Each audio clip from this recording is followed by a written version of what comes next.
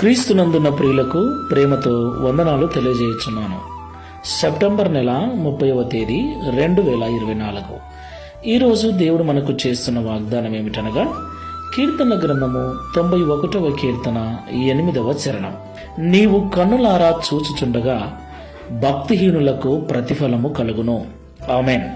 నా ప్రియమైన సహోదరి సహోదరులారా, మనమందరము కూడా దేవునికి భక్తి చేస్తూ ఉన్నాం.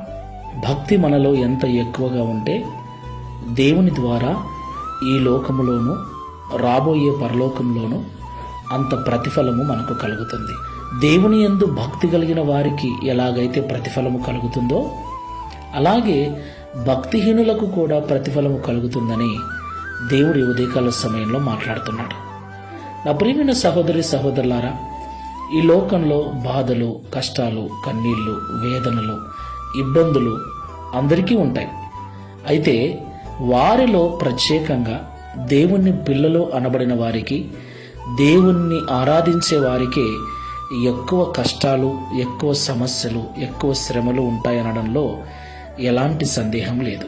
అవును ప్రియులారా, సద్భక్తితో బ్రతకనుద్దేశించు వారందరూ హింస నొందుదురు అని దేవుని వాక్యం సెలవిస్తుంది.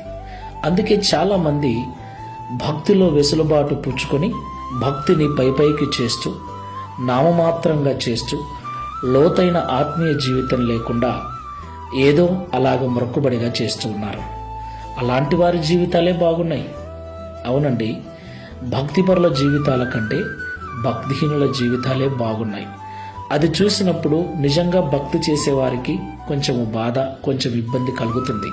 అయినప్పటికీ భక్తిహీనులము కాకుండా దేవుని యందు భయభక్తులు కలిగి మనం జీవించినట్లయితే ఈరోజు ఏ భక్తిహీనులనైతే చూసి బాధపడుతున్నామో వారికి వారి భక్తిహీనతను బట్టి కలిగే ప్రతిఫలాన్ని మన కన్నులారా చూస్తాం. ఒకరోజు వారు కనపడకుండా వెళ్ళిపోతారు. వారి అభివృద్ధి, వారి ఆశీర్వాదం అన్నీ వెళ్ళిపోతాయి. కానీ భక్తిని విడువక నిజమైన భక్తులుగా ఉన్న మన యొక్క ఆశీర్వాదం అంతకంతకు వర్ధిల్లుతుంది.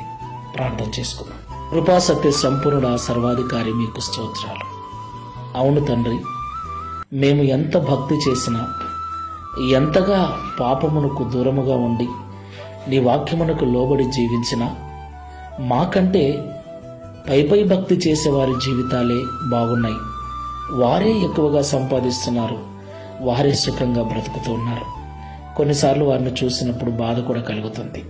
అయితే నిజమైన భక్తి కలిగిన వారి ఆశీర్వాదం దినదినానికి అభివృద్ధి చెందితే భక్తిహీనుల యొక్క స్థితిగతి దినదినానికి అణగారిపోయి చివరికి ఒకరోజు కనపడకుండా పోతారని మాతో మాట్లాడి బలపరిచినందుకు, ధైర్యపరిచినందుకు స్తోత్రాలు.